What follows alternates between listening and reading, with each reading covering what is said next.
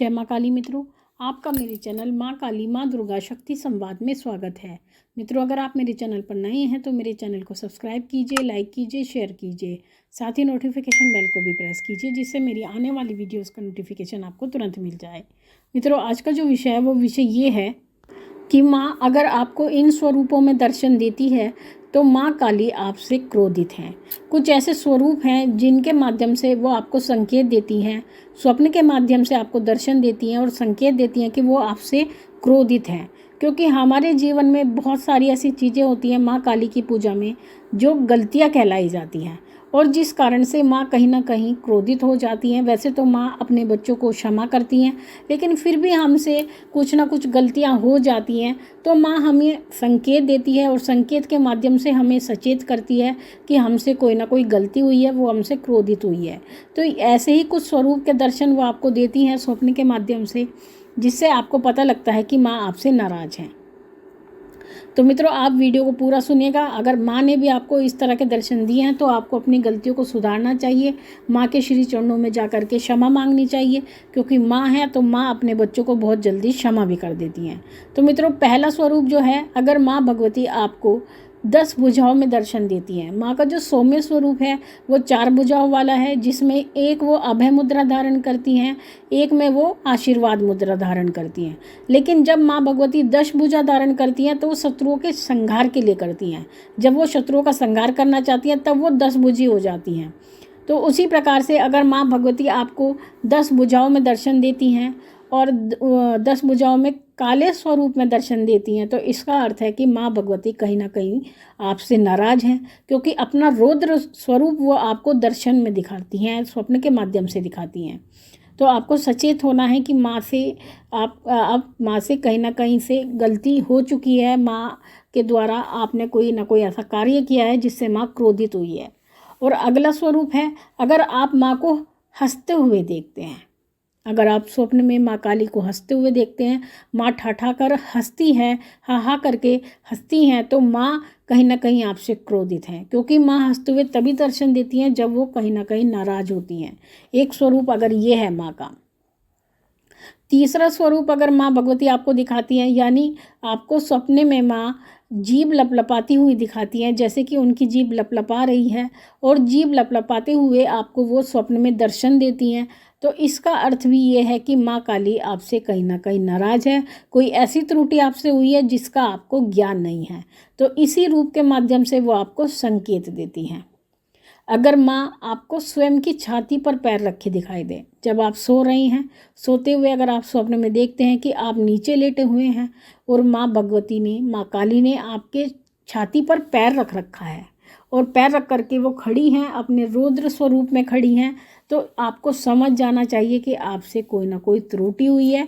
ये स्वरूप माँ के क्रोध का स्वरूप है, माँ के गुस्से का स्वरूप है।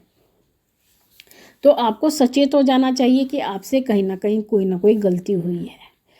अगला स्वरूप माँ भगवती का स्वप्ने में अगर आप देखते हैं तो वो है, अगर आप उनकी जीवा से रक्त टपकता हुआ देखते हैं। अगर स्वप्न आपको आता है जिसमें माँ आपको दर्शन देती है, माँ रानी, और उनकी जीवा से रक्त की बूंदें टपकती हैं, यानी माँ ने रक्त का पान किया है और उसी रक्त के पान के कारण रक्त की बूंदें माँ की जीवा से टपक रही हैं, तो भी आपको समझ जाना चाहिए कि ये माँ भगवती का रौद्र स्वरूप है, माँ के गुस्से का प्रदर्शन करती हुई। क्योंकि माँ जब रक्त पीती हैं, असुरों के रक्त का पान करती हैं, तो ये माँ का रौद्र स्वरूप होता है।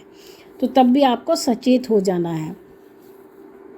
अगला स्वरूप जो माँ भगवती आपको दिखाती हैं कि माँ अगर आपको चिल्लाती हुई दिखाई देती हैं, जब माँ भगवती चिल्लाती हैं तो सभी स्वर ब्रह्मांड के शांत हो जाते हैं, क्योंकि माँ को गुस्सा आता है तो माँ गुस्से में चिल्लाती हैं। तो अगर आपको वो चिल्लाती हुई सपने में दिखाई देती हैं, कभी भी अगर आपको ये स्वप्न आता है रात को सोते समय और 12 से 3 के बीच में आता है, तो आपको समझ जाना चाहिए कि माँ भगवती आपसे ज़बरदस्त तरीके से नाराज़ हैं। आपने कोई ना कोई ऐसी गलती की है जिससे माँ को इतना गुस्सा आया है। नहीं तो माँ को बिल्कुल भी जल्दी से अपने बच्चों पर गुस्सा नहीं आता, केवल दुष्टों पर ही गुस्सा आता है। और आखिरी स्वरूप जो है, अगर माँ भगवती आपको क्रोध करते हुए दिखाई देती है, यानी आपको माँ इस प्रकार से दिखाई देती है कि उनकी भौहें टेढ़ी हो चुकी हैं, मुंह लाल हो चुका है गुस्से से और माँ के दांत दिख रहे हैं आपको, गुस्से के कारण यह दांत चबाती हुई दिखाई देती हैं। इस प्रकार का अगर आपको स्वप्न दिखाई देता है, माँ भगवती स्वप्न में इस प्रकार का दर्शन देती हैं, तो आपको समझ जाना चाहिए कि माँ काली आपसे नाराज़ हैं और आपसे कोई ना कोई त्रुटि हुई है, क्योंकि बिना त्रुटि के माँ कभी किसी से नाराज़ नहीं होती है। और अगर नाराज़ हैं तो आपकी त्रुटि है, इसमें आप ही की कहीं ना कहीं गलती है। तो उसी गलती को बताने के लिए माँ भगवती आपको इन स्वरूपों में दर्शन देती है।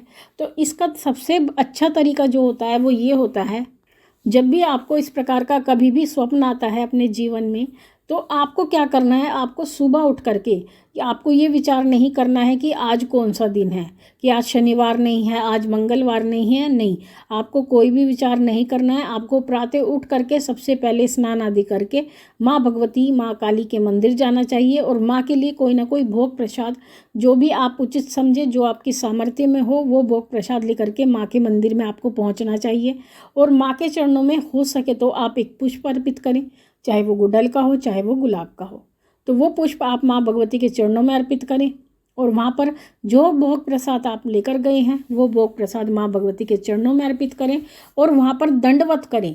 दंडवत करने के बाद में नाक रगड़ें और माँ भगवती से कहें कि मुझे अपनी भूल बिल्कुल भी याद नहीं है, अगर माँ फिर भी मुझसे कोई भूल हुई है तो उसके लिए आप मुझे क्षमा करें।